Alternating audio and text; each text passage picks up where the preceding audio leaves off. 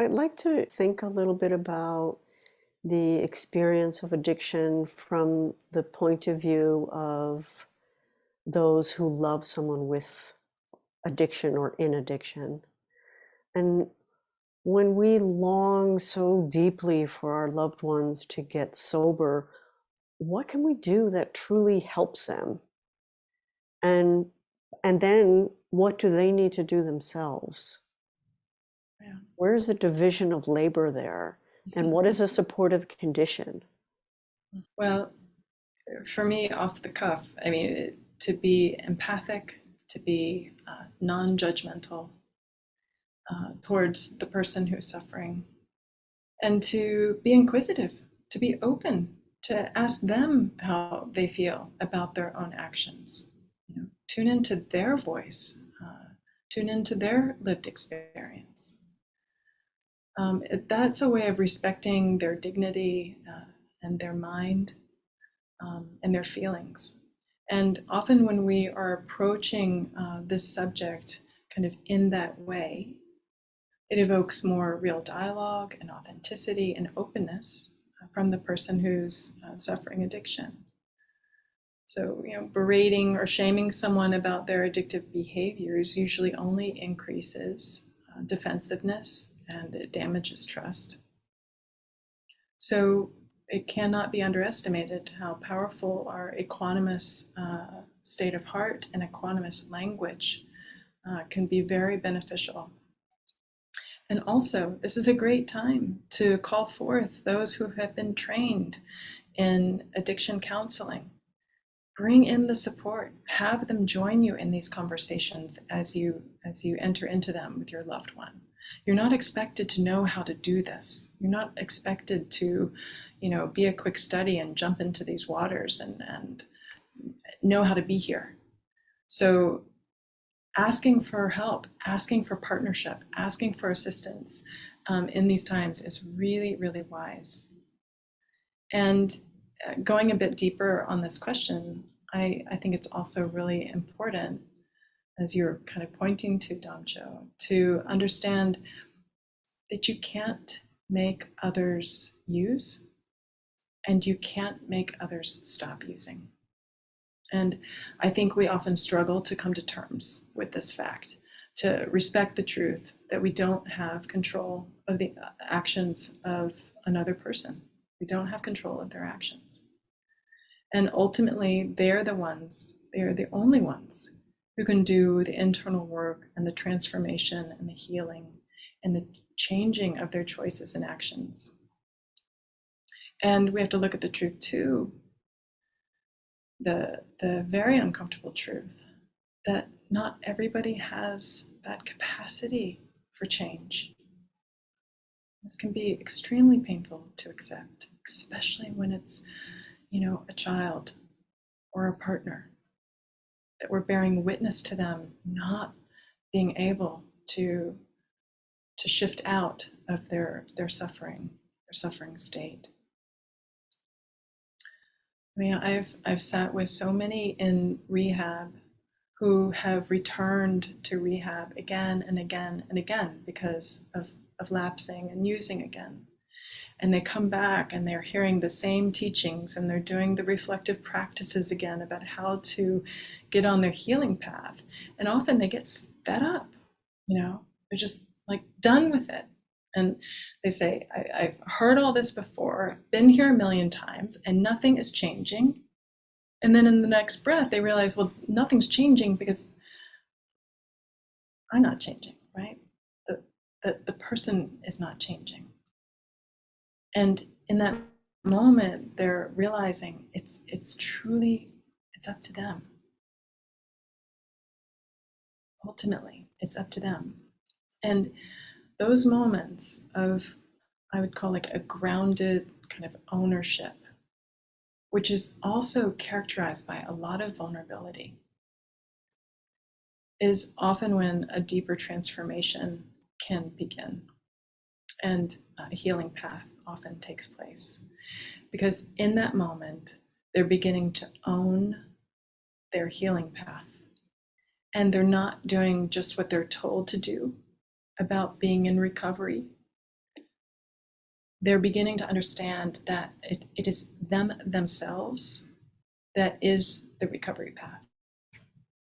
The recovery path is the person. It's the choices, it's the view, it's the awareness, it's the attention that they're giving to their life. That's the birth of the healing path, when that begins to really take shape and when they begin to take ownership of that. So, the news break is that when someone you love becomes addicted to something, thus begins, your life journey of transformation too. It's not all about them getting on a path of hopeful healing. It includes that, but it's about you and how you're going to be in relationship to this suffering, to things outside of your control. How are you going to be with hope? How are you going to be with despair? How are you going to be with your own limitations and your newfound strengths in relationship to the person that you love who is suffering? I wonder if you could reflect on this phrase that you hear very often, that people need to hit rock bottom before they'll take any steps to change themselves.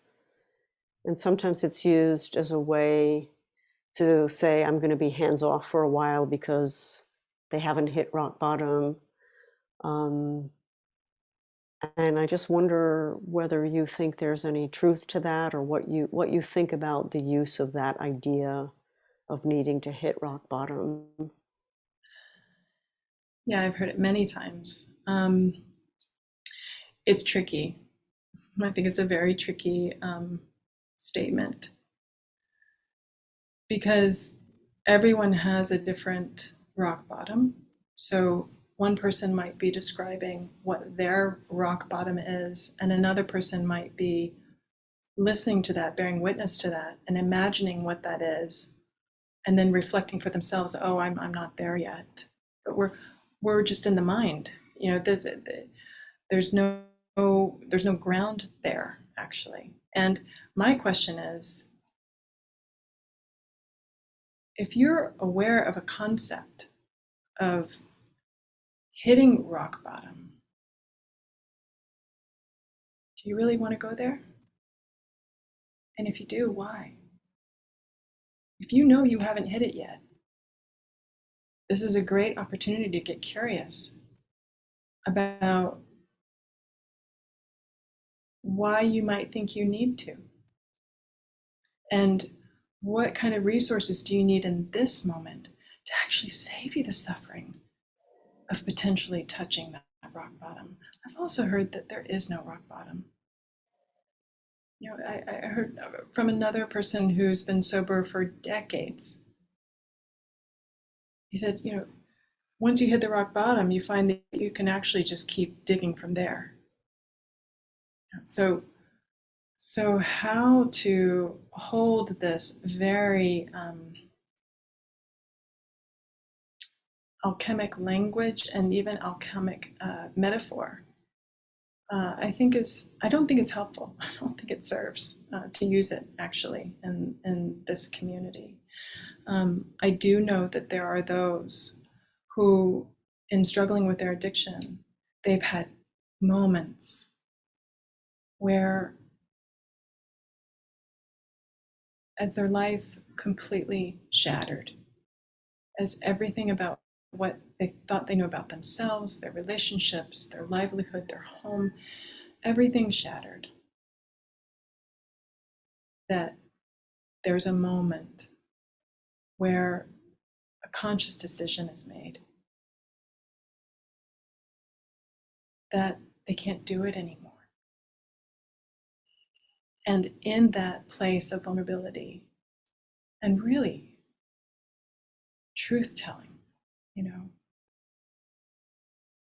that they begin to build something new that is more life-serving or nourishing for them or imbued with health, because the darkness was so great they decided they never wanted to actually touch that again. So we can include that in this conversation.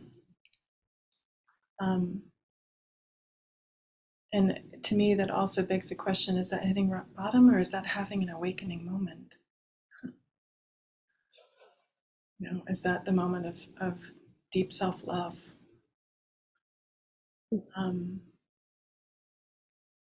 But it's such a tricky string of words that I think is misconstrued and misunderstood and kind of misspoken in so many different ways.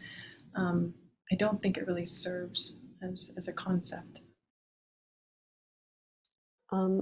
What have you found that is really not helpful, that should be avoided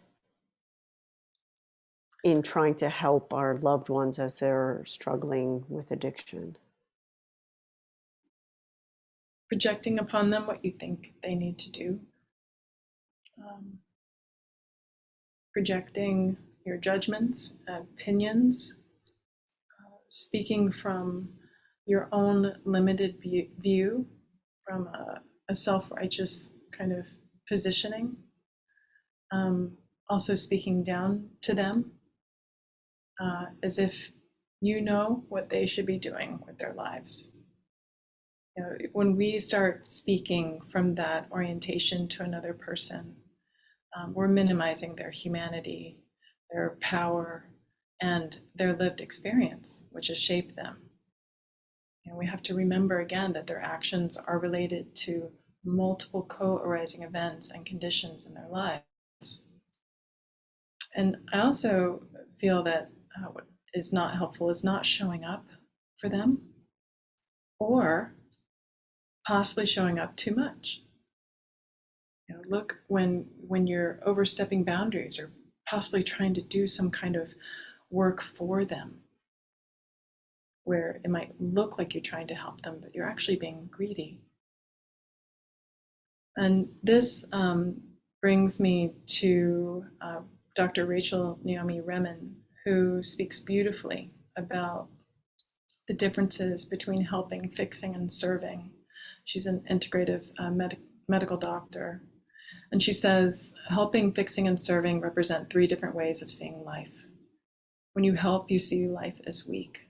When you fix, you see life as broken. When you serve, you see life as whole. Fixing and helping may be the work of the ego, and service, the work of the soul. And she goes on to say, serving is different from helping. Helping is not a relationship between equals. A helper may see others as weaker than they are, needier than they are, and people often feel this inequality. The danger in helping is that we may inadvertently take away from people more than we could ever give them. We may diminish their self-esteem, their sense of worth, integrity, or even wholeness. When we help, we become aware of our own strength. But when we serve, we don't serve with our strength, we serve with ourselves. And we draw from all our experiences. Our limitations serve, our wounds serve, even our darkness can serve. My pain is the source of my compassion, she says. My woundedness is the key to my empathy. Roshi Joan Halifax also speaks about how to serve. And she wrote a book called Standing at the Edge, Finding Freedom Where Fear and Courage Meet.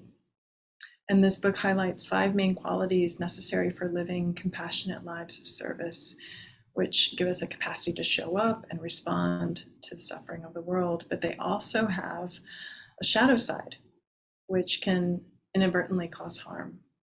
So the first one she speaks about is altruism. Right? That we want to do good for others. We want to be of service.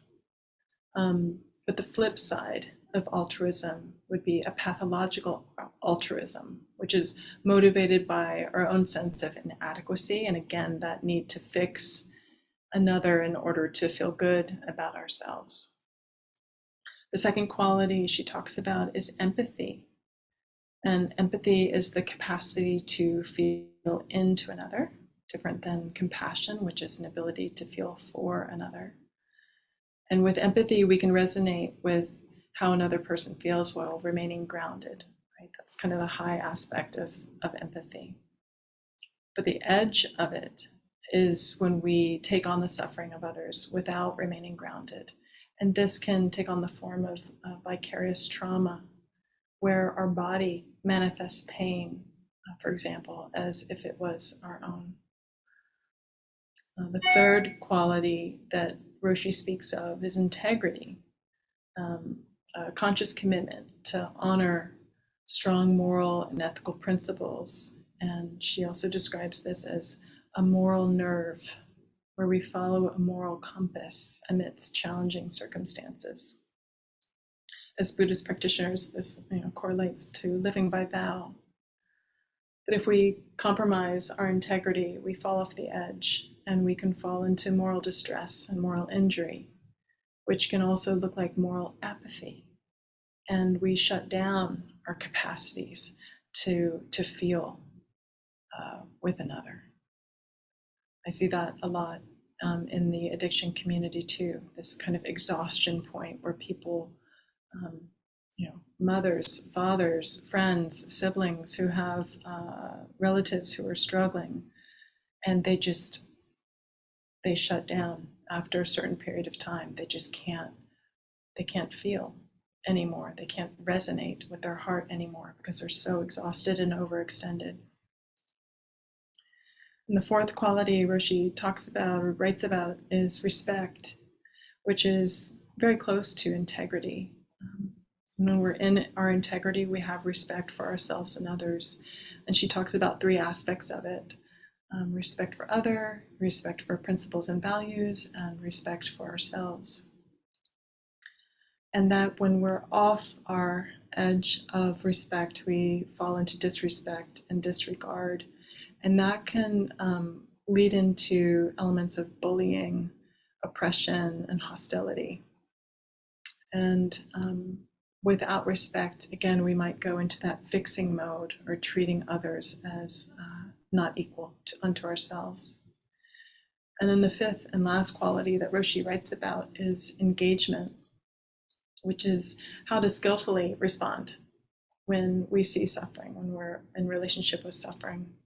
And it's characterized by energy and involvement and efficacy. But without the balanced engagement, we can tip into emotional exhaustion and cynicism and inefficacy. So these two people, I think, write beautifully and have so much to teach and say on how to be skillful and compassionate people of service. And I would recommend it to any caregiver of any walk: chaplain, clinician, counselor.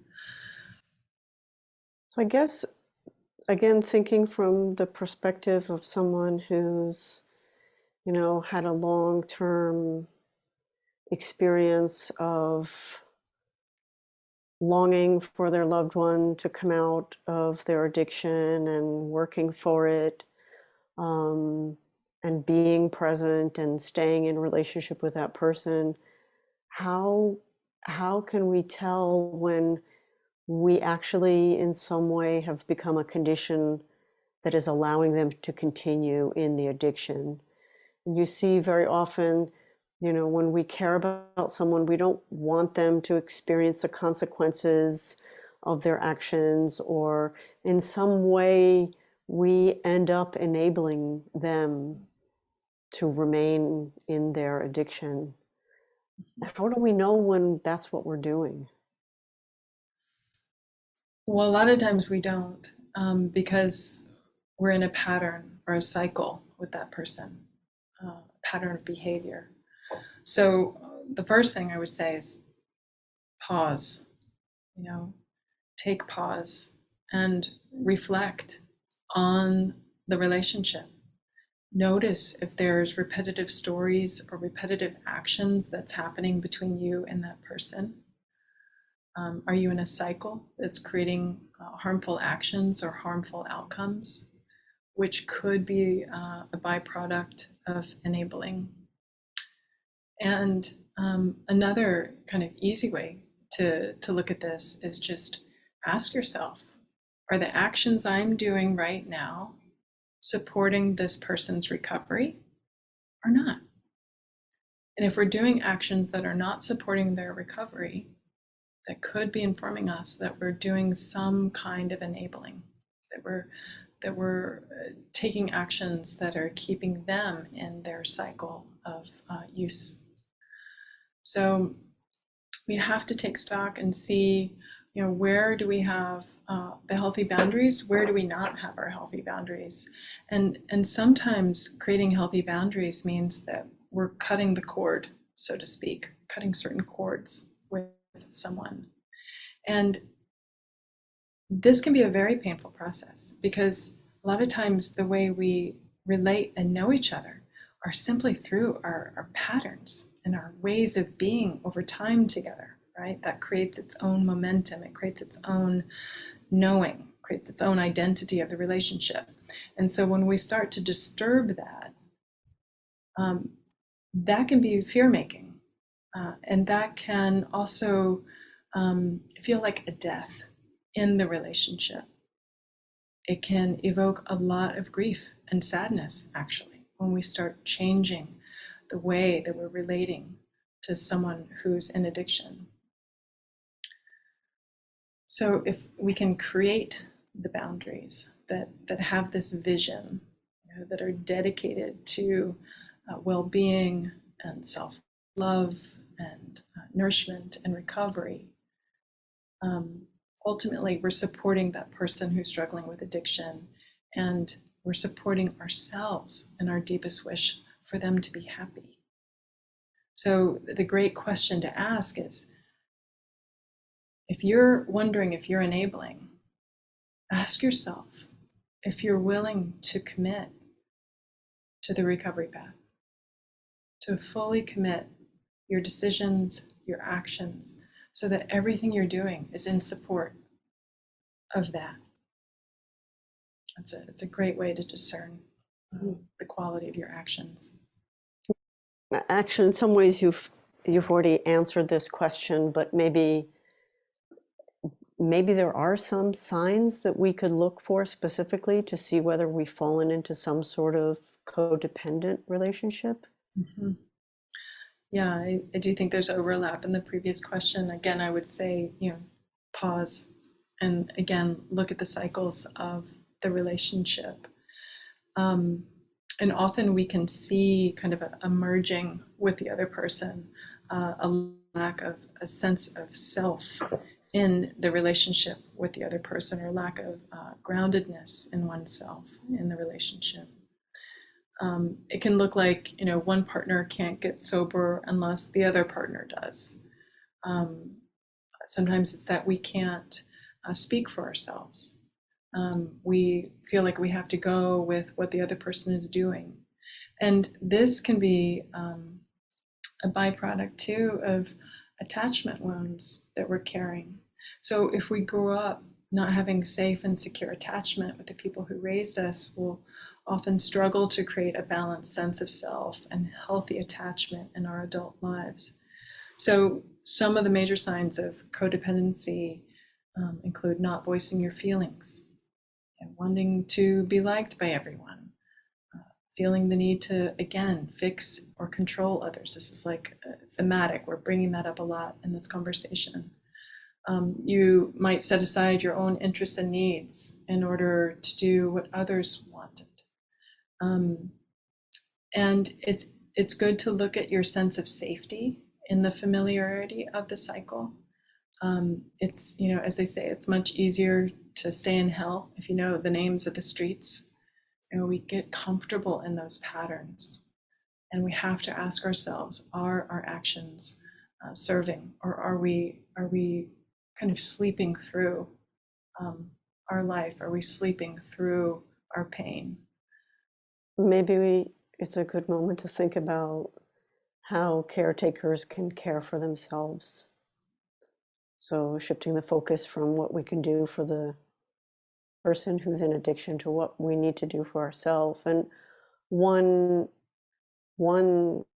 thing that we need to attend to in ourselves often is the heartbreak of watching our loved ones struggle and fail, or be controlled by their addiction. So how can we ease that pain? I think it's so important to not turn away from that heartbreak, to really actually let the heartbreak in. And I find that, especially here in this culture, there's a resistance to letting one not only feel heartbreak, but to express heartbreak. A lot of times in my chaplaincy, it's really helping encourage a kind of safety in the room so that people can express tears, let the tears fall. And, you know, I think the way of easing the heartbreak is actually just to be with it, just as it is, to let it be present, not push it away. And that also makes me think about not having a judgmental stance around the heartbreak, you know, to not, you know, pour on so much story and extra layers on top of the pain. You know, we have the primary arrow, right? That's the heartbreak of the situation. And we might be able to save ourselves from the secondary arrow, which are all the stories that we make up about the pain itself. And these, I think, are practices of how we can show up for ourselves in these really challenging and heartbreaking situations, to not lie to ourselves about what is rising in our heart, and how to really listen to the heart, listen to what the heart has to say to us in these moments. I think the heart will speak if we just are quiet enough to listen, humble enough to listen. And there's so much to say on this topic. I think that getting support with community, having others to talk to and relate with, you know, the role of Sangha is so important here, because that's being around people who are coming from places of understanding, and you know, being in a room with other wounded healers, you know, people who are walking the walk, walking through the fire, speaking from a lived experience is very, very important for us as we understand our own. And I think being in community is, in relationship, is self-regulating. I think being in nature is very important too. Reconnecting with the earth, you know, practices that we can do that connect us to the elements, that can bring us to different dimensions of healing and communion within ourselves. So important. Honoring our grief is vital, and there's so many resources that are available to us to help us be with our grief, and to also hold space that our grief is not formulaic. It does not go in any specific order. I don't think that there are 4 or 5 or 6 stages to it. I think our grief is an alchemy that's working through us as we mature through life. And I think grief is also full of wisdom, like a teacher, if we just allow ourselves to share space with it. And also, to remember this beautiful breath that we have.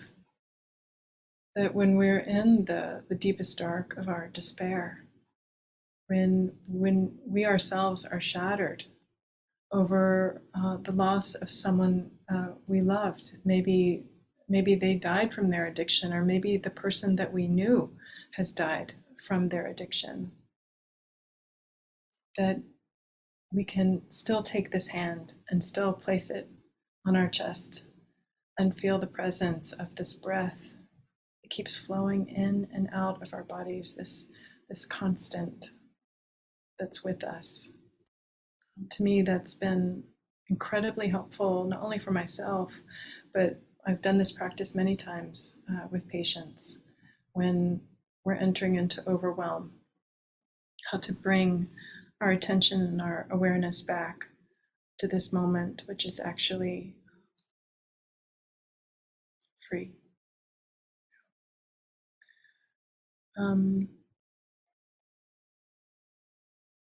And again, Damcho, we were talking about this earlier, but I think finding a therapist at this time, it can be incredibly powerful and wise to do.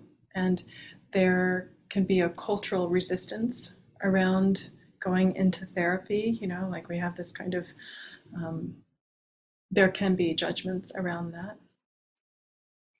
But to enter into what's right for yourself and for your mind and for your healing, and to be in a concentrated space with someone who can really start to unfold in a loving way where you are and how you are and nurture you and walk with you is incredibly helpful. So I can't say enough about that as well.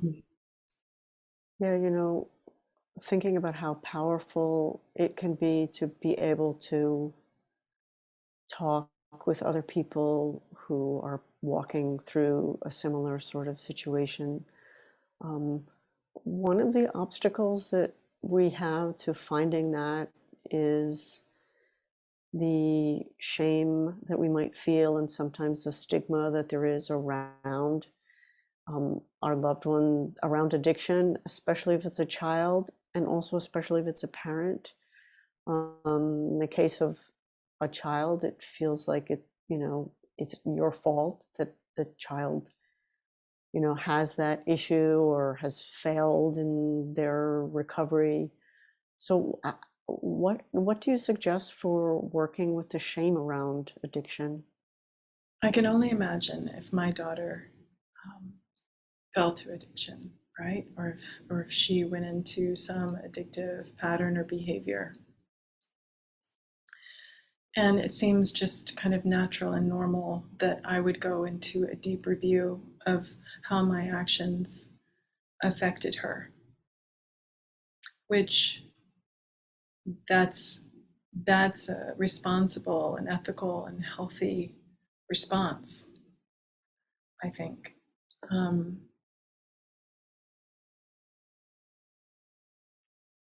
And to be truly honest about where we may have caused harm in another person's life. We all cause harm. We may not intend to, but no one escapes from that. So there's something about kind of accepting that on a certain level. And then when we're moving into the deeper layers of shame, to me that has something more to do with how were we raised in terms of our views of good and bad, and what were the elements in our house? I mean, I think about myself. There was a lot of pressure to do good, a lot of pressure to be good in certain ways, and this desire to want to succeed in that, and that somehow if I wasn't making the mark, or meeting the mark, that was on me as a shortcoming. And so working with shame has been something that I unravel and work with constantly as an adult. And it's like, how do you let everything be your teacher?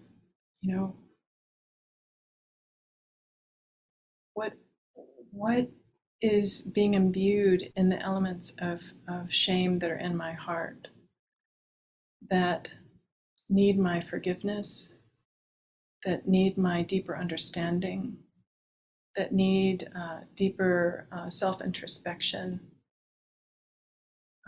shame is usually pointing us to unhealed wounds that we're carrying ourselves. So, like we were talking about before, we can't make another person use. We can't make another stop using. There's a boundary in that, and shame might be activated when we feel like we believe we do have control of what they should or shouldn't have been doing. We do have control of their actions. So it's this line of taking responsibility for one's actions, noticing where we're falling off the edge, right, of taking responsibility for our actions and tipping over into realms that have more to do with the wounds that we have to heal than the suffering that might be existing in the moment with this other person. So, do we need to let go of hope or expectation that our loved one will find their recovery path or stay on it? And if so, how do we live without hope? You know, I think hope is a vital ingredient to our lives. I think what we need is to foster and nurture the relationship with hope. That can be a northern star in our life. It can be a guiding star in our life that helps direct our actions and our movements and our belief systems and our investments. The trick is, can you let go of the expectation that might be attached to the hope? Because if we have expectations that are being kind of imbued or filtered into the hope, then we have attachments, essentially. And we have maybe even unconscious requirements of what we are needing from life. So this is where having a not knowing mind is so vital, I think, in relationship to hope. To be open, to be eternally open, to being surprised, to being open to being disappointed, to being open to the truth as it is, as it's constantly emerging. And Roshi Joan writes beautifully and teaches beautifully on what she calls wise hope, and that it's not seeing things unrealistically, but rather seeing things as they are, including the truth of impermanence, as well as the truth of suffering, both its existence and the possibility of its transformation, for better or for worse. So how to be with what's present, how to be with the unfolding, without the requirements of the outcome. Or if you have the requirements for the outcome that are coming into your mind, to notice that. Practice awareness with it. You don't have to grasp onto it. How to notice our longing and our brokenheartedness, and to breathe into the reality that is before us as it is, again and again and again. This is how we show up. This is how we can show up best, not only to ourselves, but I think to those that we love and care for.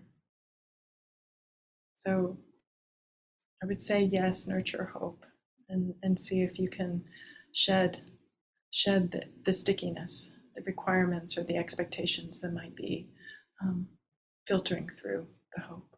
Let hope be fresh.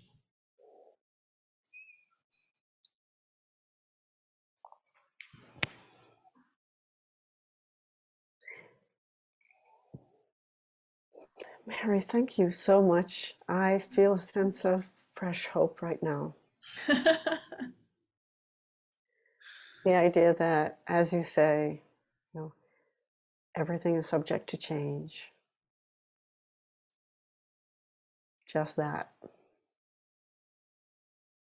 Just that. You know, I have to say, Damcho, through the pandemic and working in kind of the lion's den medical settings and all the chaos and all the death and all the grief and all the challenges that have come working in this setting, I think it is that not knowing piece that's been my deepest ballast. It's helped me navigate the moment and to not be heavy with story or holding on. It's helped me be nimble, and I'm most grateful for this energy of not knowing. To me, it's totally synonymous with hope. Mhm. Thank you, Damcho, so much. Thank you so much. And I thank you for offering these questions and for bringing me into deep reflection on these important questions. And also just it evoked and helped me remember so many who have touched me. So I feel them present in this too, all the individuals that I've sat with. So thank you for that too.